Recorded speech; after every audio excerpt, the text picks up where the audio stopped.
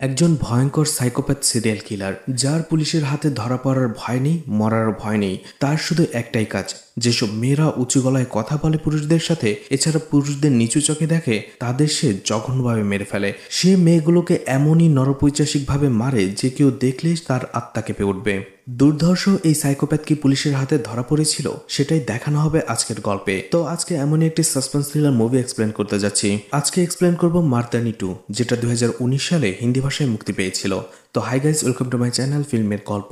এমন নতুন আর অসাধারণ সব মুভি আর ওয়েব সিরিজের এক্সপ্লেনেশন বাংলায় দেখতে চাইলে চ্যানেলটিকে সাবস্ক্রাইব করে রাখতে পারেন। মুভির শুরুতেই মেলা ইয়াদব নামের একটি ছেলেকে দেখানো হয়, যে মুখোশ পরে মেলাতে হেঁটে বেড়াচ্ছিল। আর সে বলছিল, আমরা যখন একটা সময় পেট ভরে খেয়ে ফেলি, তখন আমাদের মনে হয় আমরা হয়তোবা আর 2-3 দিনেও খেতে পারবো না, কিন্তু এমনটা নয়। 2-1 ঘন্টা পরে আমাদের আবারও ক্ষুধা লেগে যায়। স্যাটিসফাইং বিষয়টাও এমন, যখন আমি একটা কাজ করি, আমি যখন অনেক স্যাটিসফাইড হই, তখন মনে হয় আমার এটা আর না করলেও চলবে, কিন্তু এমনটা হয় না। কিছুক্ষণ পরেও আমার সেই কাজটা আবার করতে ইচ্ছে করে। এটা বলতে বলতেই হঠাৎ ইয়াদব খুঁড়িয়ে চলা শুরু করে, যদিও এতক্ষণ সে স্বাভাবিকভাবেই চলছিল।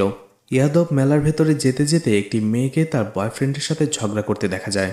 সেখানে মেয়েটি তার বয়ফ্রেন্ডকে বকাঝকা করছিল, কারণ সে তার ফোন ধরেনি। এটা দূরে দাঁড়িয়ে দেখছিল ইয়াদব। ইয়াদব বলতে থাকে, এই ধরনের রাগী মেয়ে আমার অনেক পছন্দ। মেয়েটির নাম ছিল লতিকা। লতিকা তার বয়ফ্রেন্ডের সাথে ঝগড়া করে রাগ করে সেখান থেকে চলে যায়। তাই বয়ফ্রেন্ড তাকে কয়েকবার ডাকলেও সে শুনে না। অবশেষে তার বয়ফ্রেন্ডও উল্টো দিকে যেতে থাকে। ইয়াদব তার সাথে ইচ্ছে করে ধাক্কা খায় এবং তার পকেট থেকে তার মোবাইলটি নিয়ে নেয়। এরপরে কার পার্কিংয়ের জায়গায় এসে ইয়াদব একটি গাড়িকে অবৈধভাবে খুলে ফেলে, অর্থাৎ চাবি ছাড়াই সে গাড়িটিকে চালাতে শুরু করে চুরি করে। লতিকাকে দেখা যায় রাস্তায় সে রাগ করে হেঁটে হেঁটে যাচ্ছিল, আর ইয়াদব গাড়ি নিয়ে তার পিছনে আসছিল। তখনই লতিকাকে কল করে ইয়াদব। ইয়াদব লতিকাকে কল করেছিল সেই মন্টির মোবাইল দিয়ে, যেটা সে কিছুক্ষণ আগে তার কাছ থেকে চুরি করেছে। ইয়াদব লতিকাকে বলতে থাকে, ম্যাডাম, এই মোবাইলটা যার, সে কিছুক্ষণ আগে অ্যাক্সিডেন্ট করেছে। কিন্তু লতিকা বলতে থাকে, তুমি আমার সাথে ফাজলামো করো না। অর্থাৎ লতিকা ভেবেছিল যেহেতু সে রাগ করেছে, তাই মন্টি তার রাগ ভাঙানোর জন্যই এই কাজটা করেছে। ইয়াদব লতিকাকে খুব ভালো করে বোঝায়, এই ফোনটা যার, সে অ্যাক্সিডেন্ট করেছে। আপনার যদি এই ফোনটা নিতে হয় তাহলে আমার কাছে চলে আসুন। লতিকা বলতে থাকে, আপনি আমাকে ফোনটা দিয়ে যান। ইয়াদব বলতে থাকে, ঠিক আছে, আপনি কোথায় আছেন আমাকে বলুন। লতিকা বলতে থাকে, আমি নগর নিগম রোডে আছি। ইয়াদব বলে, আমি আপনার পিছেই আসছি, আমি আপনাকে দেখতে পেয়েছি। ইয়াদব যখন লতিকাকে মন্টির ফোনটি দেয়, লতিকা বিশ্বাস করে নেয় মন্টির সত্যি অ্যাক্সিডেন্ট হয়েছে। লতিকা ভয় পেতে থাকে, ইয়াদবকে জিজ্ঞেস করে, মন্টির কিছু হয়নি তো, ও কি হয়েছে? ইয়াদব বলে, মন্টি তার সাদা কালের বাইকটা অনেক জোরে চালাচ্ছিল। এরপরে পেছন থেকে আরও একটি ট্রাক এসে তাকে ধাক্কা দিয়ে দেয়, যার ফলে সে প্রচণ্ড আহত হয়ে যায়। তাকে হসপিটালে নিয়ে যাওয়া হয়েছে। লতিকা জিজ্ঞেস করে, কোন হসপিটালে নিয়ে যাওয়া হয়েছে? ইয়াদব বলে, সবাই বলাবলি করছিল কোটা জেনারেল হসপিটালে নিয়ে যাওয়া হয়েছে মন্টিকে। লতিকা এটা শুনে সেখানে যাওয়ার জন্য প্রস্তুত হয়। ইয়াদব বলে, আমিও সেই দিক দিয়ে যাচ্ছি, আপনি চাইলে আমি আপনাকে নামিয়ে দিতে পারি। প্রথমে লতিকা রাজি হয় না, কিন্তু সে দেখতে পাচ্ছিল আশেপাশে তেমন কোনো গাড়ি নেই, তাকে যেতে হলে হেঁটেই যেতে হবে। তাই অবশেষে ইয়াদবকে সে সাহায্যের জন্য বলে। ইয়াদব এটার জন্য বসেছিল, সে লতিকাকে গাড়িতে উঠিয়ে নেয়। কিছুক্ষণ যাবার পরে ইয়াদব যখন অন্য একটা রুট নেয়, লতিকা বুঝতে পারে এই রোডটা হসপিটালের দিকে যায় না। লতিকা বলে, আমাকে নামিয়ে দিন। তখনই ইয়াদব আরো জোরে গাড়ি চালাতে শুরু করে, আর লতিকা বুঝতে পারে সে ফাঁদে পড়ে গেছে। সে দরজা খুলেই লাফ দিতে চায়, কিন্তু ইয়াদব তাকে ধরে ফেলে। লতিকা নিজেকে ছাড়ানোর জন্য অনেক চেষ্টা করে, ইয়াদব তাকে আঘাত করে। এরপরে একটা রুমেলের ভেতর স্প্রে করে তাকে অজ্ঞান করে দেয় সেখানেই। কিছুক্ষণ পরেই সেই গাড়িটিকে একটি পুরাতন বাড়ির সামনে দেখা যায়, আর লতিকার চিৎকারের আওয়াজ শোনা যায়। সে বাঁচার জন্য জোরে জোরে চিৎকার করছিল, কিন্তু আশেপাশে কেউ ছিল না। পরদিন সকালেই ডিএসপি শিবানীকে একটি ঘটনাস্থলে আসতে দেখা যায়, যেখানে এসপি শাখাওয়াত মিডিয়াদের বলছিল রিপোর্ট না পাওয়া পর্যন্ত কিচ্ছু বলা যাচ্ছিল না। আসলে পুলিশের কাছে খবর এসেছে যে এই পুরাতন বাড়ির ভেতরে একটি মেয়ের লাশ দেখা গেছে। তাই পুলিশ এবং ফরেন্সিক ডিপার্টমেন্টের লোকেরা সেখানে চলে আসে। ঘটনাস্থলে যাওয়ার পরে শিবানী দেখতে পায় কাউকে টেনে নিয়ে যাওয়ার একটা নিশানা রয়েছে। অন্যদিকে এই মিডিয়াগুলোকে খবর দিয়েছিল এসপি শাখাওয়াত, যার ফলে শিবানী তাকে কিছুটা ধমকায় আর বলতে থাকে, কেস ইনভেস্টিগেশন করার সময় সবসময় মিডিয়াকে খবর দিলে হয় না, আগে কাজটা করুন, আগে কেসের খুনিকে বের করুন, তারপরে মিডিয়াকে জবাব দেবেন। শিবানী যখনই লাশটা দেখে সে একেবারে মর্মাহত হয়ে পড়ে। সে বুঝতেই পারছিল না কি বলবে।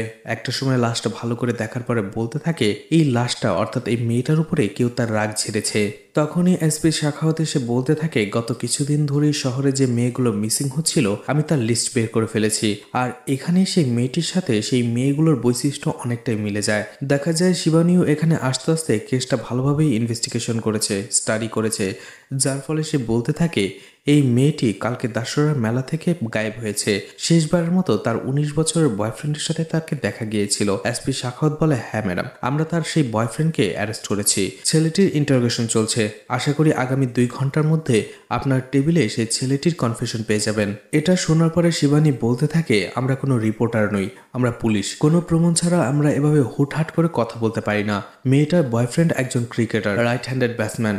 অন্যদিকে মেয়েটির পায়ে যে রশিটা বাঁধা হয়েছে সেটা দেখে বোঝাই যাচ্ছিল এটা কেউ বাম হাতির কাজ। অন্যদিকে মেয়েটির পিঠে যে চাবুক মেরেছে সেটাও বাম দিকে নিশানায় ছিল। এসপি শেখাওয়াত বলে, আপনিই বলেছেন মেয়েটার উপরে কেউ রাগ ঝেড়েছে। যেহেতু এটা একটা হেড ক্রাইম, যখন মানুষের রাগ উঠে যায়, স্পেশালি ছেলেদের, তখন তারা কোন হাত দিয়ে মারে বা কি করে তারা নিজেও জানে না। এছাড়া এসপি শাখাওয়াত সেখানে সেই মেয়েটির দোষ দেয় তার এই অবস্থার জন্য। বলতে থাকে এরা মডার্ন মেয়ে, এদের একটা বয়ফ্রেন্ড হয় না, আর যখন একসাথে 3 থেকে 4টা বয়ফ্রেন্ড পালতে শুরু করে তখন তাদের সাথে তো এমনটাই হওয়া উচিত। এতে শিবানী রেগে যায় আর বলতে থাকে মেয়েদের সম্মান করে কথা বলতে শিখুন। শিবানী এসপি শাখাওয়াতকে বলে, এইসব কথা বাদ দিয়ে এখন পোস্টমর্টম রিপোর্টটা আমাকে তাড়াতাড়ি এনে দিন। আমার যতটুকু দেখে মনে হচ্ছে মেয়েটাকে গলা চিপে তাকে মারা হয়েছে, কিন্তু গলা হাত দিয়ে চাপা হয়নি। এমন এক ধরনের বেল দিয়ে তার গলা চেপে রাখা হয়েছে যেগুলোর ভেতরে কাঁটাযুক্ত কিছু ধারালো বস্তু রয়েছে। কিছুক্ষণ পরে সেই শিবানীকে হসপিটালে দেখা যায়। ডক্টর বলতে থাকে মেয়েটাকে খুব নৃশংসভাবে খুন করা হয়েছে। প্রথমে তাকে খুব নৃশংসভাবে রেপ করা হয়েছে। এছাড়া মেয়েটিকে মারার আগে শরীরের ভেতরে সঠিক পরিমাণের আইসোফ্লোরেন্স দেওয়া হয়েছে, যার ফলে বোঝাই যায় খুনি এইসব বিষয়ে একেবারেই এক্সপার্ট। ডক্টর বলে এটা দেওয়ার আরেকটা কারণ হচ্ছে এটা দেওয়ার পরে যখন সেই খুনি মেয়েটিকে টর্চার করতে শুরু করে তখন মেয়েটার জ্ঞান ফেরে, কিন্তু সেই মেডিসিনের এফেক্টে সেই মেয়েটির শরীরে কোনো শক্তি ছিল না, যার ফলে এই নির্মম অত্যাচার সে শুধু তাকিয়ে তাকিয়ে দেখেছে। ডক্টর আরো বলে সেই খুনি এতটাই নরপিচাস ছিল সেই মেয়েটিকে কামড়ে কামড়ে খেয়েছে, তার মুখ ঘাড় বিভিন্ন জায়গা থেকে কামড়ে মাংস উঠিয়ে ফেলেছে। ইয়াদব গতকালকে লতিকাকে কতটা নির্মমভাবে মেরেছে সেটার প্রমাণ পাওয়া যায় যখন শিবানীর সাথে থাকা পুলিশ অফিসার লতিকার ফেস দেখার পরে বমি করে দেয়। শিবানী কিছু বলার ভাষা হারিয়ে ফেলেছিল, তার চোখ দিয়ে শুধু পানি বের হচ্ছিল। শিবানী ডক্টরকে জিজ্ঞেস করে যেহেতু মেয়েটাকে রেপ করা হয়েছে তাহলে তার শরীরে হয়তোবা স্প্যাম পাওয়া গেছে। শিবানী জিজ্ঞেস করে তাকে রেপ কতজন মিলে করেছে। ডক্টর বলে একজনই। যখনই শিবানী সেখান থেকে চলে আসতে যাবে তখনই ডক্টর তাকে বলে যে করেই হোক এই নরপিচাসটাকে ধরো, না হলে এভাবে দেশের মেয়েদের একের পর এক সে মারতে থাকবে। এদিকে হসপিটালে ডিআইজিও এসেছিল। সে শিবানীকে বলতে থাকে এটা একটা স্টুডেন্ট সিটি, সারা বছরই বিভিন্ন জায়গা থেকে এই শহরে ছেলেমেয়েরা পড়তে আসে। এই মেয়েটার খবর যদি মিডিয়াতে ফলো করে পাবলিক করা হয় আর যদি এটা ছড়িয়ে পড়ে, এছাড়া আমরা যদি সেই ক্রিমিনালকে ধরতে না পারি তাহলে স্টুডেন্টরা এই শহরের প্রতি থেকে আস্থা হারিয়ে ফেলবে, আমাদের থেকে আস্থা হারিয়ে ফেলবে। যে করেই হোক এই খুনিকে আমাদের ধরতেই হবে। শিবানী ডিআইজি কারণকে বলে এর জন্য আমার নিজের একটা টিম লাগবে। লতিকার বাবা মাকে দেখা যায় থানায় আসতে। শিবানী তাদের জিজ্ঞেস করে, সেখানে লতিকার কলেজের প্রিন্সিপাল বলতে থাকে লতিকা একটু এই ধরনেরই, সবার মুখের উপরে সত্যি কথাটা বলে দিত, আর এর ফলে এইসব মেয়েদের শত্রুটা একটু বেড়েই যায়। এরপরে শিবানী লতিকার বাবা মা ফ্রেন্ডস সবার সাথে কথা বলে জানতে পারে হ্যাঁ লতিকা সত্যিই একটু প্রতিবাদী টাইপের মেয়ে ছিল। এরপরে ইয়াদবকে দেখা যায় একটি আন্ডার কনস্ট্রাকশন বিল্ডিং এ বসে থাকার জন্য। সেখানে পণ্ডিতজি নামের একজন রাজনৈতিক লোক আসে। ইয়াদব আসলে একজন কন্ট্রাক্ট কিলার ছিল। বিভিন্ন শহরে বিভিন্ন নেতারা যখন অন্য একজন নেতাদের মারতে চাইতো তখন তারা ইয়াদবকে কন্ট্যাক্ট করত। ইয়াদব তাদের এমনভাবে মারত যাতে পুলিশ সেটা দেখে বুঝতেই পারতো না কেউ তাকে খুন করেছে, সেটা আত্মহত্যা বলে চালিয়ে দিত। এই পণ্ডিতজি ইয়াদবকে এখানে ডাকে একজন জার্নালিস্টকে মারার জন্য, কারণ সেই জার্নালিস্ট তার নামে উল্টোপাল্টা কথা লিখেছে। এছাড়া তার বিভিন্ন ইলিগাল কাজের প্রমাণ তার কাছে রয়েছে, সেগুলো যদি একবার মিডিয়াতে চলে আসে তাহলে সামনে নির্বাচনে সে শিওরলি হেরে যাবে। ইয়াদব সেখানে সেই জার্নালিস্টের ছবি এবং ঠিকানা দিয়ে দেয়, সাথে একটি মোবাইলও। তখনই টিভিতে সেই শিবা নিয়ে একটি প্রেস কনফারেন্স দেখানো হচ্ছিল নিউজে, যেখানে সাংবাদিকরা তাকে প্রশ্ন করছিল সিসিটিভি ক্যামেরা থেকে দেখা গেছে খুনি একজন হ্যান্ডিক্যাপ, তার এক পা খুঁড়িয়ে খুঁড়িয়ে চলে, কারণ সিসিটিভি ফুটেজে দেখা গেছে কার পার্কিং থেকে একটি পঙ্গু লোক গাড়িটি চুরি করছে। তখন শিবানী বলতে থাকে সে পঙ্গু নয়, হ্যান্ডিক্যাপ নয়, সে সুস্থ সবল একজন মানুষ, এটা শুধু দেখানোর জন্য আর পুলিশদের ধোঁকা দেওয়ার জন্যই করেছে। যখন কেউ তাকে দেখবে সে পঙ্গু হওয়ার অভিনয় করবে, আর যখন কেউ দেখবে না সে স্বাভাবিক মানুষ। কারণ ক্রাইম সিন থেকে আমরা সেই খুনির ফুটপ্রিন্ট পেয়েছি, যেটা 2 পায়ের ফুটপ্রিন্টই একেবারে সেম ছিল। শিবানী বলে এই খুনি সবাইকে দেখানোর চেষ্টা করছে সে অনেক স্মার্ট, আসলে সে কোনো স্মার্ট নয়, সে বোকা। আর মুম্বাইতে এই ধরনের লোকদের বলা হয় দেড়শানা। আমি আপনাদের কথা দিচ্ছি, এই দেড়শানাকে আমি কলার টানতে টানতে কোর্টে নিয়ে আসবো। এটা শুনে ইয়াদব কিছুটা হাসতে থাকে যে সে তার কলার টানতে টানতে কোর্টে নিয়ে যাবে। তাই শিবানী যখন এসপি শাখাওয়াতের সাথে কথা বলছিল একটি র্যালির পারমিশন না দেওয়ার ব্যাপারে, ঠিক তখনই আরো একজন কনস্টেবল তাকে একটি ফুলের তোড়া দিয়ে যায়। সেই বুকের ভেতরে একটি কার্ড ছিল যেখানে লেখা ছিল আমার কলার আপনার টাচেই থাকবে। এটা শুনে শিবানী বুঝতে পেরে যায় এটা সেই খুনি পাঠিয়েছে। সে সাথে সাথে দৌড়ে বাইরে বের হয়, কিন্তু কোথাও কেউ নেই, কেউ দেখতে পায়নি এই ফুলের তোড়াটা এখানে কে রেখে গেছে। তখনই দেখা যায় থানার সামনে রাস্তার অপর পাশে একটি খাবারের দোকানে বসে খাবার খাচ্ছিল ইয়াদব, আর সে একদৃষ্টিতে শিবানীর দিকে তাকিয়েছিল। এরপর দিন শিবানীকে দেখা যায় একজন রাজনৈতিক নেতার র্যালি আটকে দেয়, কারণ সামনেই সেখানে একটি হসপিটাল এবং স্কুল ছিল, যার ফলে এই র্যালি সেদিক দিয়ে গেলে অনেক প্রবলেম হতে পারে।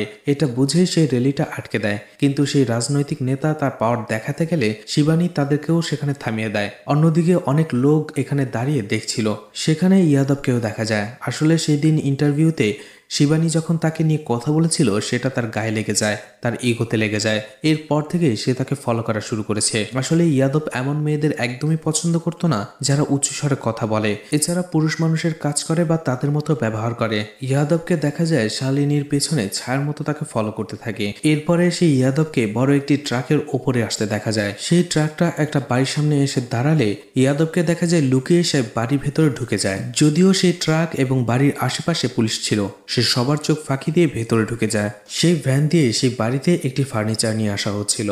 ইয়াদবকে দেখা যায় সেই বাড়ির কাজের লোক সেজে সেখানেই পুলিশের সামনে বা সবার সামনে ঘোরাফেরা করতে। এরপরে সবাই যখন সেই বাড়ি থেকে চলে যায় তখন ইয়াদব লুকিয়ে সেই বাড়ির ভেতরেই থেকে যায়। এরপরে সেই বাড়ির বেডরুমে আসে আর সাইকোপ্যাথের মতো আয়নার দিকে তাকিয়ে থাকে। এছাড়া লিপস্টিক নিজের ঠোঁটে মাখতে থাকে। শিবানী যখন রাতে বাড়ি ফেরে হঠাৎ করে সে কিছু একটা দেখে চমকে যায়। আসলে তার বেডরুমের ড্রেসিং টেবিলের ভেতরের আয়নাতে লিপস্টিক দিয়ে মেয়েদের দেহের বাজে আকৃতি আঁকা হয়েছে সেই আয়নাতে। অর্থাৎ ইয়াদব সেই ট্রাকের ভেতরে লুকিয়ে যে বাড়িতে প্রবেশ করেছিল সেটা শিবানীরই বাড়ি ছিল। এছাড়া শিবানী দেখতে পায় তার বাড়ির আলমারিটিও খোলা। শিবানী থানায় এসে বিনয়কে বলতে থাকে একটি শাড়ি, একজোড়া স্যান্ডেল, একটি হ্যান্ডব্যাগ এবং কিছু মেকআপ কিট তার বাড়ি থেকে মিসিং রয়েছে। আর শিবানী এটা দেখে বুঝতে পারে এই কাজটা সে ইয়াদবই করেছে। ইয়াদবকে তখনও থানার সামনেই দাঁড়িয়ে থাকতে দেখা যায়। তখনই পেছন থেকে পণ্ডিতজির একজন লোক তার কাছে আসে এবং ফোন দিয়ে পণ্ডিতের সাথে কথা বলতে বলে।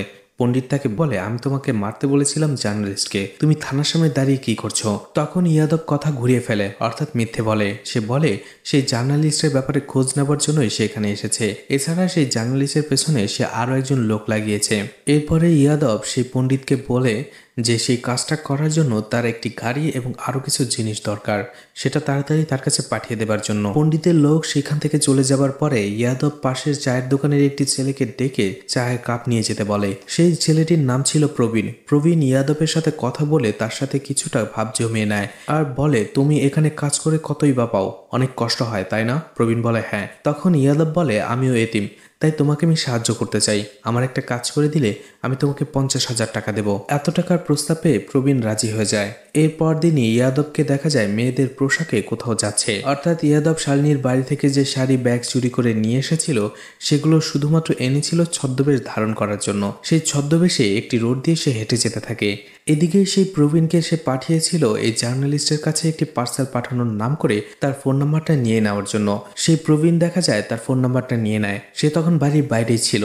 ইয়াদব সেখানে যে মাথা ঘুরিয়ে যাবার বাহানা করে। এটা দেখে প্রথমে প্রবীণ আসে, কারণ তাকে আগেই বলে দেওয়া ছিল। এরপরে সেটা দেখার পরে জার্নালিস্টও সেখানে চলে আসে। তখন ইয়াদব বলে আজকে আমি উপবাস ছিলাম, যার ফলে শরীরটা একটু দুর্বল লাগছে, একটু পানি খেলেই ঠিক হয়ে যাবে। জার্নালিস্ট তখন সেই ইয়াদবকে পানি খাওয়ানোর জন্য ভেতরে নিয়ে যায়। বাসার ভেতরে ঢোকার পরে ইয়াদব সেই জার্নালিস্টকে আঘাত করে, আক্রমণ করে, তার হাত পা বেঁধে ফেলে। এদিকে একটি ইনস্টিটিউটের সামনে সেই প্রবীণকে বাইক নিয়ে বসে থাকতে দেখা যায়। সেখানে একটি মেয়ে আসার পরেই তাকে জিজ্ঞেস করে আপনার নাম কি আভা। তাকে একটি ফোন কলে ধরিয়ে দেয়। এখান থেকে কলটি করেছিল ইয়াদব। ইয়াদব সেই আভাকে বলে তার লোক অর্থাৎ প্রবীণের সাথে চলে যাওয়ার জন্য। এদিকে সেই জার্নালিস্ট কমল একটি ভিডিও রেকর্ড করতে থাকে। সেখানে সে বলতে থাকে আমার নাম কমল পরিহার আর আমি আজকে সুইসাইড করতে যাচ্ছি। আর সেটার কারণ হলো আমার স্ত্রী। কারণ আমার স্ত্রীর গত 6 মাস ধরে অন্য একটি ছেলের সাথে অ্যাফেয়ার ছিল। আমার অনেক রাগ হয়, আমি মানসিকভাবে অসুস্থ হয়ে পড়ি, যার ফলে আমি আমার স্ত্রী এবং সেই ছেলেটিকে নিজের হাতে খুন করি। অন্যদিকে প্রবীণকে দেখা যায় তার স্ত্রীকে কোথাও নিয়ে আসছিল, অর্থাৎ সেই কমল পরিহারের স্ত্রীকে স্কুটি দিয়ে কোথাও নিয়ে আসে। এরপরে একটি গাড়ির ভেতরে সে আটকে রাখে। একটু পর প্রবীণও যখন সেই গাড়িটির ভেতরে উঠে সেটা স্টার্ট দিতে যাবে, সাথে সাথে সেটা ব্লাস্ট হয়ে যায়। অর্থাৎ ইয়াদব প্রবীণকে তার কাজে ব্যবহার করছে মাত্র। এরপরে সেই জার্নালিস্ট কমলকেও মেরে ফেলে ইয়াদব। এরপরে পুলিশরা যখন এই কেসটা নিয়ে ইনভেস্টিগেশন করবে তারা নিশ্চিতই বুঝে যাবে যে কমল নিজে থেকে সুইসাইড করেছে তার ওয়াইফের অ্যাফেয়ারের জন্য। অন্যদিকে তার ওয়াইফ এবং সেই প্রবীণের লাশ থেকে তারা বোঝা যাবে তার ওয়াইফ সত্যি অ্যাফেয়ারে ছিল।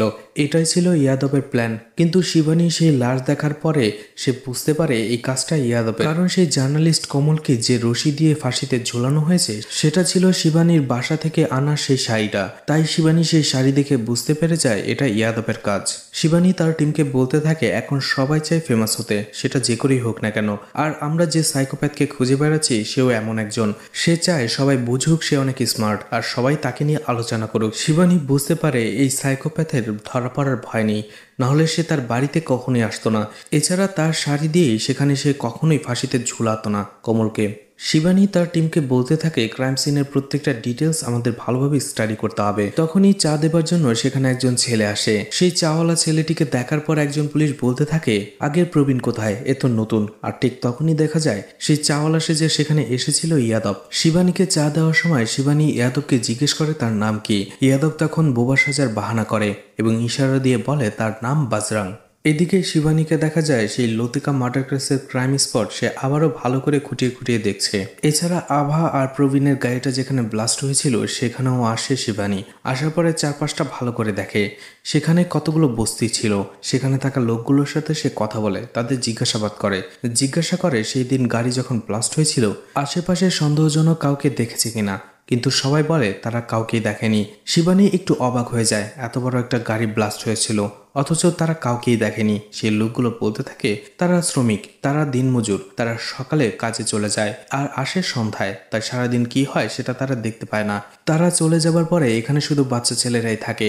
শিবানী সেসব বাচ্চা ছেলেদের জিজ্ঞেস করে তারা কাউকে দেখেছে কিনা, কিন্তু কেউ কিছু বলে না। শিবানী যখনই সেখান থেকে চলে যেতে যাবে একটা বাচ্চা এসে তাকে ইশারা দেয়। সেই ছেলেটি শিবানীকে একটি অ্যাসমা পাম্প দেয়। শিবানী তখন বুঝতে পারে এখানে যে ছেলেটি হয়তো গাড়ি রাখতে এসেছিল সেই এটা ফেলে রেখে গেছে, অর্থাৎ খুনি। শিবানী বিনয়কে বলে সেই বাচ্চাটি তাকে বলেছে একদিন আগে একজন লোককে সেই গাড়িটি যেটা ব্লাস্ট হয়েছে গাড়িটি পার্ক করতে দেখেছে সেই ছেলেটি একজনকে। ঠিক তখনই সেখানে একটি গ্লাস ভাঙার শব্দ হয়। তখনই দেখা যায় ইয়াদব লুকিয়েছিল সেখানে। সে বলতে থাকে আসলে সে চা দেবার জন্য এসেছিল, কিন্তু গ্লাসটি ভেঙে গেছে। বিনয় সন্দেহ করে, সে ইয়াদবকে জিজ্ঞেস করে এই ঘরে তো কেউ ছিলই না, কাকে চা দিতে এসেছো। সে তাকে মারার চেষ্টা করে, কিন্তু শিবানী বলে ছেড়ে দাও। যেহেতু সে বোবা তাই শিবানী তার উপরে কিছুটা দয়া দেখায়। এছাড়া সে ইয়াদবকে আরো বলে বাইরে একটি ছেলে এবং তার বাবা দাঁড়িয়ে আছে, তাদের চা এবং বিস্কুট খেতে দাও। ইয়াদব বুঝে যায় এই ছেলেটি সেদিন তাকে দেখে ফেলেছিল। সেখানে একজন স্কেচ আর্টিস্টকে ডাকা হয় আর সেই ছেলেটিকে দিয়ে সেই ইয়াদবের ফেস আঁকানোর চেষ্টা করা হয়। এদিকে ইয়াদব সেই ছেলেটির জন্য দুধ এবং তার বাবার জন্য চা নিয়ে আসে। এরপরে সে দুধের ভেতরে কিছু একটা মেশায়, কিন্তু সেই চা দেবার জন্য সে নিজে যায় না। সে তার আঙুলটা ইচ্ছে করে কেটে ফেলে। অন্য একজন ছেলেকে সে চাটা দিয়ে দেওয়ার জন্য বলে। সেই ছেলেটি চা এবং দুধটা দিয়ে আসে। দুধটা বাচ্চাটি খেয়ে ফেলে। তখন ওই স্কেচটা শুধুমাত্র অর্ধেকটাই আঁকা হয়েছে। এরপরেই দুধটা চলে আসে। বাচ্চাটি দুধ খাওয়ার পরেই তার পেটে ব্যথা শুরু হয়। সে ওয়াশরুমে যেতে চায়। শিবানী বিনয়কে বলে ছেলেটিকে ওয়াশরুমে নিয়ে যাওয়ার জন্য। যখনই ছেলেটি ওয়াশরুমে যায় দেখা যায় আগে থেকেই সেই ওয়াশরুমের ভেতরে ইয়াদব বসেছিল। ওয়াশরুমের ভেতরে সেই ছেলেটিকে নির্মমভাবে সে মেরে ফেলে। এরপরে বাচ্চাটিকে একটি বস্তার ভেতরে ভরে। অন্যদিকে অনেকক্ষণ হয়ে যাওয়ার পরেও যখন বাচ্চাটি বাইরে বের হয়ে আসছিল না, বিনয় দরজা নক করতে থাকে। ইয়াদব বুঝতে পারে আর কিছুক্ষণ এখানে সে থাকলে ধরা পড়ে যাবে, তাই ওয়াশরুমের ভেন্টিলেটর তাড়াতাড়ি ভেঙে সে সেখান থেকে পালিয়ে যায়। অন্যদিকে কাঁচ ভাঙার শব্দ পেয়ে বিনয় যখন পাশে দৌড়ে আসে সে কাউকেই দেখতে পায় না। এছাড়া ওয়াশরুমে কেউ ছিল না। বিনয় সেখানে সেই বাচ্চাটির লাশ খুঁজে পায় না, কারণ ওয়াশরুমের পেছনে অনেকগুলো মুখ বাঁধা বস্তায় এমনিতেই পড়েছিল। ইয়াদব এই সুযোগটাকেই কাজে লাগায়। সেই বাচ্চাটার মৃতদেহ সেই বস্তাটার ভেতরে ভরে সেখানেই ফেলে রাখে, যার ফলে বিনয় তার সামনে থাকা বস্তা দেখেও চিনতে পারে না এটার ভেতরে সেই বাচ্চাটার লাশ। শিবানী এতে প্রচন্ড রেগে যায় আর দ্রুত সেই ছেলেটিকে খুঁজে বের করতে বলে, কিন্তু কোথাও ছেলেটিকে পাওয়া যায় না। অন্যদিকে ইয়াদবকে সেই চায়ের দোকানে তখনও চা বানাতে দেখা যাচ্ছিল। এরপরে রাতে লুকিয়ে ইয়াদব সেখান থেকে সেই ছেলেটির মৃতদেহ নিয়ে চলে যায় আর একটি রেল লাইনে সেই মৃতদেহটি সে ফেলে রেখে চলে আসে। রাতে একটি রেস্টুরেন্টে বসে ইয়াদবকে খাবার খেতে দেখা যায়। এরপরে ইয়াদব কল করে এসপি শাখাওয়াতকে আর বলতে থাকে রেল লাইনের মধ্যে একটি বাচ্চার লাশ পড়ে আছে, আর এই বাচ্চাটি হচ্ছে সে যে থানা থেকে আজকে মিসিং হয়েছে। এখন এই নিউজটা যদি আপনি আগে দিতে পারেন মিডিয়াকে এবং লাশটা যে খুঁজে বের করতে পারেন, তাহলে এই কেসের হিরো আপনি হয়ে যাবেন। সেই শাখাওয়াত নিজে ক্রেডিট পাওয়ার জন্য সেটাই করে। সামনে টেবিলেই তিনজন মেয়ে বসে গল্প করছিল। ইয়াদব সেই মেয়েগুলোকে দেখছিল। একটা সময় তার মোবাইলে লুকিয়ে সেই মেয়েটির ফটো তোলে, ভিডিও করে। সেই মেয়েটি খেয়াল করে যে কেউ তার লুকিয়ে ফটো তুলছে। দ্রুত সে ইয়াদবের কাছে আসে আর তাকে জিজ্ঞেস করে সে তার ফটো কেন তুললো। সে রেগে যেতে থাকে। ইয়াদব বারবার রেগে গিয়ে মেয়েটাকে বলে সেই কাজটা করেনি আর তাকে যেন সম্মান দিয়ে কথা বলা হয়, কারণ সে ভদ্র ঘরের ছেলে। মেয়েটি রেগে যায়। সে ইয়াদবের ফোনটা তার কাছ থেকে জোর করে নিয়ে নেয় এবং চেক করে। দেখা যায় সেখানে মেয়েটির ভিডিও সত্যি ছিল। এতে মেয়েটা প্রচন্ডভাবে রেগে যায়। মেয়েটা ইয়াদবকে চড় মারে, তার মোবাইলটাও ছুঁড়ে ফেলে দেয়। এতে ইয়াদব প্রচন্ড রেগে যায়। এদিকে এসপি শাখাওয়াত সেখানে যায়, লাশটা উদ্ধার করে এবং মিডিয়াকে খবর দিয়ে দেয়। অন্যদিকে যখন এটা জানাজানি হয় তখন শিবানীর উপরে প্রচন্ড প্রেশার পড়ে, কারণ সেই ছেলেটাকে থানায় নিয়ে এসেছিল। পরদিন শিবানীকে ডাকে ডিআইজি কারণ আর বলে সেই খুনি তোমাকে ফাঁদে ফেলেছে। এখন পুরো শহরে তোমাকে নিয়ে আলোচনা হচ্ছে, সাবধানে থেকো, যত দ্রুত পারো খুনিকে ধরো। আর ইমোশন দিয়ে এই কেসটা লড়লে হবে না। শিবানী কিছুটা ভেঙে পড়ে। সে বুঝতে পারে সেই দিন র্যালি আটকানো, সেই বাচ্চাটার মিসিং হওয়ার পরে তার ট্রান্সফার অর্ডার চলে এসেছে। এই জন্য সে আরও কিছুটা ভেঙে পড়ে, কিন্তু সে চায় এই কেসটা যে করেই হোক সে সলভ করবে। ইয়াদবকে সে অ্যারেস্ট করবেই। সে তার টিমের কাছে আসে আর বলে আমার ট্রান্সফার হয়ে গেছে, কিন্তু নতুন ডিএসপি আসতে 2 দিন সময় লাগবে, আমি জানতে পেরেছি। আর আমি চাই এই 2 দিনের মধ্যে এই কেসটা সলভ করার জন্য আমার টিমে যারাই আছো এই 2 দিন তোমাদের না ঘুমিয়ে না খেয়ে কাজ করতে হবে। কিন্তু সবাই এই কেসে কাজ করতে রাজি হয়। এদিকে ইয়াদবকে দেখা যায় সেই মেয়েটির পিছু করতে, যে সেই দিন তাকে রেস্টুরেন্টে অপমান করছিল। সে তার পিছু করতে থাকে, অর্থাৎ ইয়াদব এই মেয়েটিকেও মেরে ফেলবে। শিবানী একজন পুলিশ অফিসারকে বলে সেই অ্যাস্তমা পাম্পটা কোথা থেকে কেনা হয়েছে সেটা খুঁজে বের করার জন্য। এই শহরের প্রত্যেকটা মেডিকেল স্টোরেজে সেটার ব্যাচ নাম্বার থেকে খুঁজে বের করার জন্য। এরপরে সেই জার্নালিস্ট রিপোর্টারকে যে মারা হয়েছে সেটা নিশ্চয়ই ইয়াদব এমনিতে মারেনি, কারণ এই জার্নালিস্টের অনেক রাজনৈতিক শত্রু ছিল। তারাই হয়তো কেউ এটা করেছে আর সেটা করার জন্য সুপারি দিতে হবে। তাই আন্ডারওয়ার্ল্ডে একজন আরেকজনকে যখন মারার সুপারি দেয় তখন সেই খবরটা নিশ্চয়ই কারো না কারো কাছে থাকারই কথা। তখন সে বিনয়কে জিজ্ঞেস করে যে তোমার আন্ডারওয়ার্ল্ডের ইনফরমার কেমন। বিনয় বলে সেটা আছে, কিন্তু সেখান থেকে ইনফরমেশন আসতে সময় লাগবে। অন্য একজন পুলিশ অফিসার বলে আপনি যদি কিছু মনে না করেন তাহলে এসপি শাখাওয়াতের কাছ থেকে হেল্প নিতে পারেন, কারণ সে 18 বছর ধরে এই শহরে রয়েছে। আন্ডারওয়ার্ল্ডে তার জানা পরিচিত অনেক লোক রয়েছে, সে চাইলেই খুব দ্রুত ইনফরমেশন আমাদের এনে দিতে পারবে। শিবানী বলতে থাকে প্রয়োজনে গাধাকেও বাপ ডাকতে হয়। শিবানী চলে যায় এসপি শাখাওয়াতের কাছে, তাকে কিছুটা কমপ্লিমেন্টারি দেয় আর সেদিনের জন্য সে সরি বলে। এরপরে শাখাওয়াত পটে যায় আর সেখানে তার ইনফরমেশন দেওয়ার জন্য সে রাজি হয়ে যায়। এসপি শাখাওয়াত বলে রামপুরা জুয়েলারে একটা ছেলে কাজ করে, সেখানে গেলে সেই ছেলেটা আপনাকে কার সাথে দেখা করতে হবে সেটা বলে দেবে। সেই ছেলেটি শিবানী এবং অন্য একজন পুলিশ অফিসারকে একটি জুয়েলারির দোকানে নিয়ে যায়। সেখানে একজন লোকের সাথে দেখা করায়। শিবানী তাকে জিজ্ঞেস করে সেই জার্নালিস্ট কমলের মারার সুপারি কে কাকে দিয়েছিল, কিন্তু সেই লোকটি বলে সে এমনিতে কাজ করবে না। শিবানী তখনই কাস্টম অফিসে কল দেয় এবং সেই লোকটার একটা কনসাইনমেন্ট সে ছেড়ে দেয়। সেটা ছিল 2 কোটি টাকার, যার ফলে সেই লোকটা সেই কনসাইনমেন্টের বিনিময়ে তাদের তথ্য দিয়ে দেয়। তখন সেই লোকটি বলে সেই কমল পরিহারকে মারার জন্য বিপ্লব বেনিওয়াল নামের একজন নেতা সুপারি দিয়েছিল। শিবানী বুঝতে পারে সেই নেতাকে যদি সরাসরি বাড়ি থেকে ওঠানো হয় তাহলে অনেক ঝামেলা হয়ে যাবে। তাই সেই নেতার একজন ডান হাতকে তারা উঠিয়ে নেয় এবং প্রচন্ডভাবে টর্চার করতে থাকে। প্রচন্ড টর্চার করার পরে সেই লোকটা একটা সময় মুখ খুলে দেয় আর বলতে থাকে পণ্ডিতজি সেই ছেলেটাকে ডেকেছিল সেই কমল পরিহারকে মারার জন্য, তার ঠিকানাও দিয়ে দেয়। শিবানী তার পুলিশ ফোর্স নিয়ে সেই আন্ডার কনস্ট্রাকশন বিল্ডিংটাতে চলে আসে। পুরো বিল্ডিংটা তারা তন্ন তন্ন করে খুঁজে ফেলে। অবশেষে একটা কক্ষ পায় যেখানে তারা একজন মানুষ থাকার প্রমাণ পায়, আর সেটা ছিল সেই ইয়াদব। কিন্তু সেখানে যাওয়ার পরে তারা ইয়াদবকে খুঁজে পায় না, কিন্তু সেই মেয়েটাকে খুঁজে পায় যাকে সে রাস্তা থেকে উঠিয়ে নিয়ে এসেছিল টর্চার করার জন্য। সেই মেয়েটিও মৃতপ্রায়। এদিকে পণ্ডিত আর ইয়াদবকে দেখা যায় ফোনে কথা বলতে, কারণ সেই পণ্ডিত আগে থেকে খবর পেয়ে গিয়েছিল যে পুলিশ সেখানে যাচ্ছে ইয়াদবকে ধরার জন্য। তাই সেই ইয়াদবকে কল করে আগে থেকেই সেখান থেকে বের হয়ে আসতে বলেছে।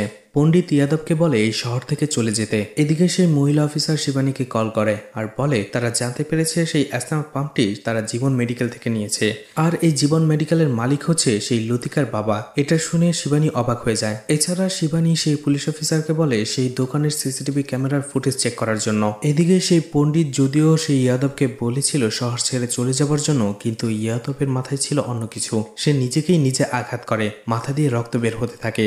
সে জানতো শিবানী এই দিক দিয়ে আসবে, তাই সে হঠাৎ করেই তার গাড়ির সামনে চলে আসে। শিবানী তাড়াতাড়ি গাড়ি ব্রেক করে আর গাড়ি থেকে নেমে সেই ইয়াদবকে গাড়িতে তুলে নেয় হসপিটালে নিয়ে যাওয়ার জন্য, কারণ সে প্রচন্ড আহত ছিল।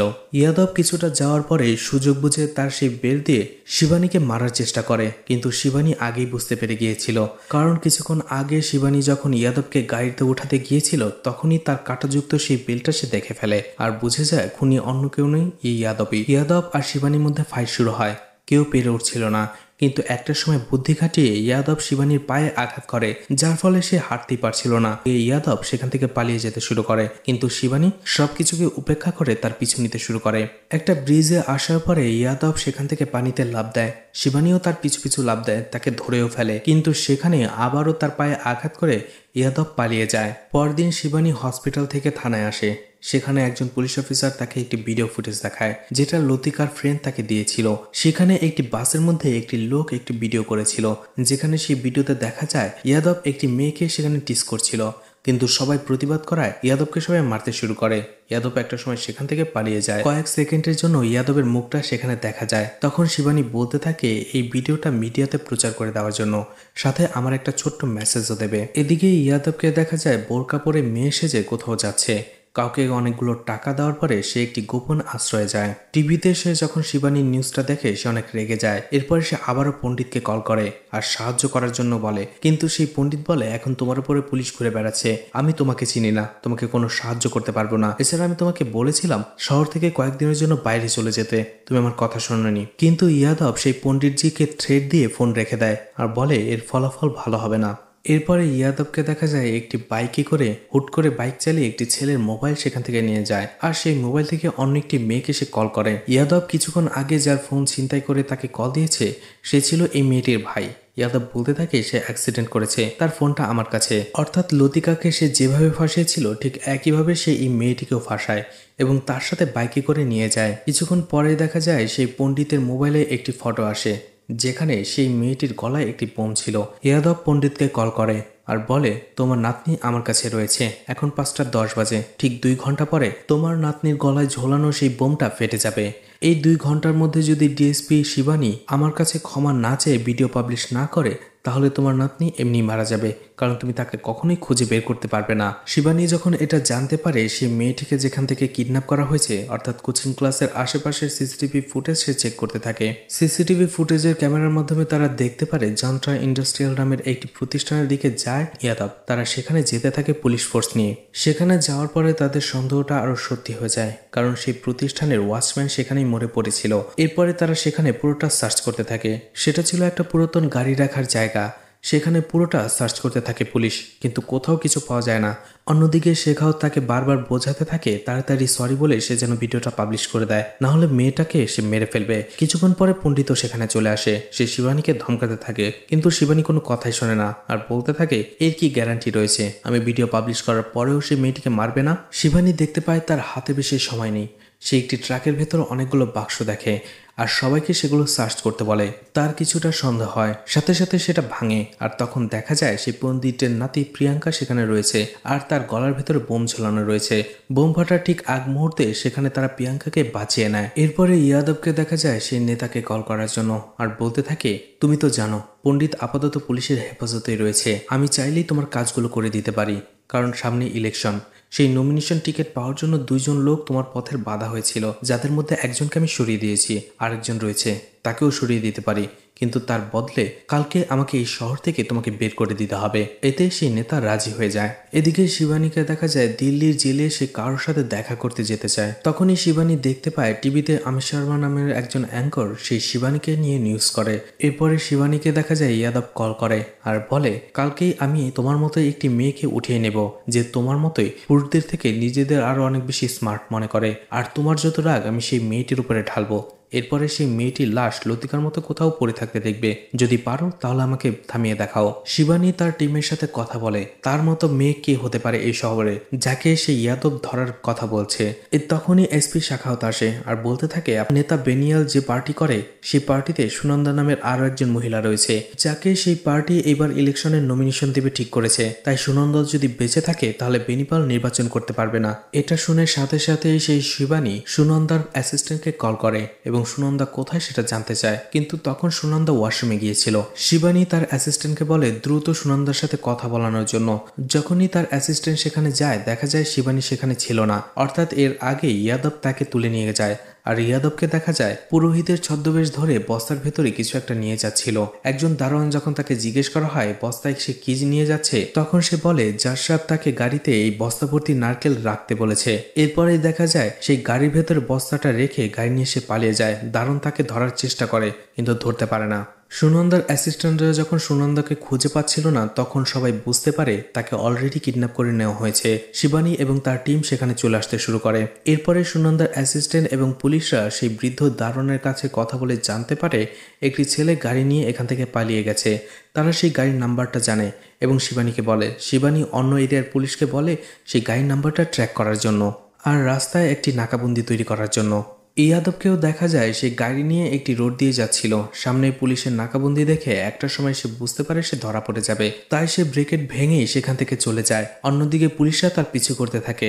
একটা সময় সে গাড়িটি চারদিক থেকে থামিয়ে ফেলে পুলিশরা, কিন্তু পুলিশরা সেই গাড়িতে সুনন্দাকে খুঁজে পায় না। অন্যদিকে যে গাড়িটি চালাচ্ছিল সেই পুরোহিত বেশের ছেলেটি ইয়াদব ছিল না।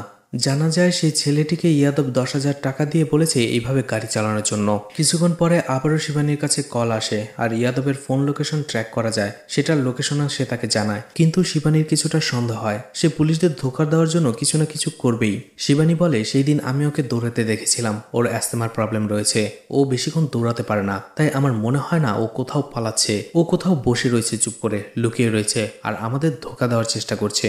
শিবানী বলে আমার মনে হচ্ছে এখনো ইয়াদব সেই মন্দিরের আশেপাশে রয়েছে যেখানে ইয়াদবের ফোন লোকেশন ট্র্যাক হয়েছে। আর শিবানী আরো একজন পুলিশ অফিসার যায় সেই মন্দিরের কাছে। এদিকে ইয়াদবকে দেখা যায় একটি বাড়ির ভেতরে সুনন্দাকে প্রচন্ড টর্চার করছে। সুনন্দা শুধু কাঁদতে কাঁদতে ইয়াদবকে জিজ্ঞেস করছিল আমি তোমার কি করেছি, তুমি আমাকে মারছো কেন? ইয়াদব বলে কিছু করনি, কিন্তু তোমাদের যদি আমরা এভাবে ছেড়ে দিই কয়েকদিন পরে দেখা যাবে তোমরা পুরুষ মানুষের মাথায় চড়ে গেছো।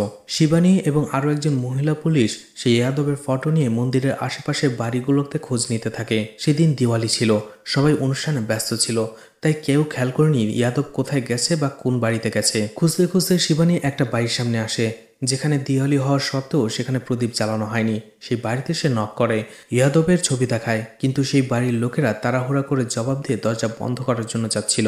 যখনই শিবানী দেখে তার মোবাইলের চার্জ শেষ, সে চায় সেই বাড়ির ভেতরে যেয়ে তার মোবাইলটা একটু চার্জ দেবে, কিন্তু সেই লোকেরা জোর করে তাকে বের করে দেয়। শিবানী বুঝতে পারে এই বাড়ির ভেতরেই হয়তো ইয়াদব রয়েছে। সে জোর করে ঢোকে আর বলে সে একজন পুলিশ। তখন পুরোটা খুলে বলে যে একটা ছেলে একজন মহিলাকে নিয়ে এই বাড়ির ভেতরে ঢুকেছে আর তাদের মেয়েকেও সে জিম্মি করে রেখেছে আর কাউকে বলতে নিষেধ করেছে, তাহলে সেই মেয়েটিকে তারা মেরে ফেলবে। শিবানী ধীরে ধীরে ওপর তলায় যায়, কিন্তু ইয়াদব অনেক চতুর ছিল, সে যে আসবে সেটা সে বুঝতে পেরে গিয়েছিল, তাই সে আগেই শিবানীকে আঘাত করে আহত করে ফেলে। শিবানী অজ্ঞান হয়ে গেলে তার হাত পা বেঁধে ফেলে রাখে এবং তার চোখের সামনেই সেই সুনন্দা এবং অন্য একটি মেয়েকে সে টর্চার করতে থাকে। তখনই শিবানী একটু চালাকি করে, যেহেতু ইয়াদব একজন সাইকোপ্যাথ তার এমন একটা জায়গা নিয়ে সে কথা বলে যেটা শুনে ইয়াদব কিছুটা থমকে যায়। সেই ইয়াদবকে বলে তোমার বাবা তো দিল্লি জেলে রয়েছে, আমি তার সাথে যে কথা বলেছি সে আমাকে সব বলেছে, তুমি তো তোমার মাকে তোমার বাবাকে দিয়ে মারিয়েছ এবং এরপরে তাকেই পুলিশে ধরিয়ে দিয়েছ। সেই দিন তোমার বাবা মদ খেয়ে বাড়ি ফিরেছিল, এরপরে তুমি সুযোগ বুঝে তোমার বাবাকে উসলে দাও তোমার মায়ের বিরুদ্ধে, সে তোমার মাকে মারতে যায়, কিন্তু যখন তোমার মা বুঝতে পেরে যায় যে তোমার বাবা তাকে মেরে ফেলবে, সে ছাদে যেয়ে পালিয়ে থাকে। তোমার বাবা অনেক নেশার মধ্যে ছিল, তাই তোমার মাকে ছাদ থেকে খুঁজে বের করা তার পক্ষে সম্ভব ছিল না। সেই কাজটাও তুমিই করেছো, তোমার মাকে তোমার বাবার হাতে তুলে দিয়েছিলে। কেন? তোমার বাবা যখন তোমাকে ছোটবেলায় মারতো, সেই মারের হাত থেকে তোমার মাই তো তোমাকে বাঁচাতো, তাহলে কেন তাকে মারলে? একটা সময় ইয়াদব বুঝতে পেরে যায় যে শিবানী সবকিছু জেনে গেছে। সে চিৎকার করে বলতে থাকে, সেই মহিলা অর্থাৎ ইয়াদবের মা চিৎকার করে ঝগড়া করতো পাশের বাড়ির লোকের সাথে, আর এতে এলাকায় তাদের মান সম্মান ক্ষুণ্ণ হতো। আর এটা ইয়াদব একেবারেই পছন্দ করতো না, তাই তার বাবার হাতেই সে তার মাকে খুন করিয়েছে। ইয়াদব প্রচন্ডভাবে রেগে যায়, সে শিবানীকে মারার চেষ্টা করে। তখনই শিবানী কিছুটা দূরে রং দেখতে পায়, আর তার মনে পড়ে যায় ইয়াদবের ইস্তেমা রয়েছে। তাই সে সুনন্দা এবং সেই মেয়েটিকে ইশারা করে সেই রংগুলো যেন ইয়াদবের মাথার ভেতরে ঢেলে দেওয়া হয়, এতে সে দম ছাড়তে পারবে না।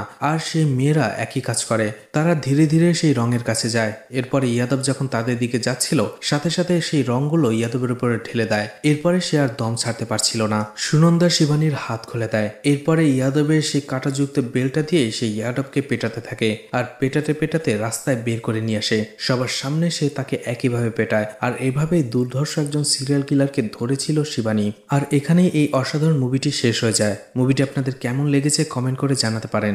ভিডিওটি ভালো লাগলে লাইক কমেন্ট শেয়ার করে পাশে থাকতে পারেন, কারণ আপনার করা প্রত্যেকটি লাইক কমেন্ট শেয়ার আমাকে আরো ভালো ভালো কাজ করার জন্য ইন্সপায়ার করে।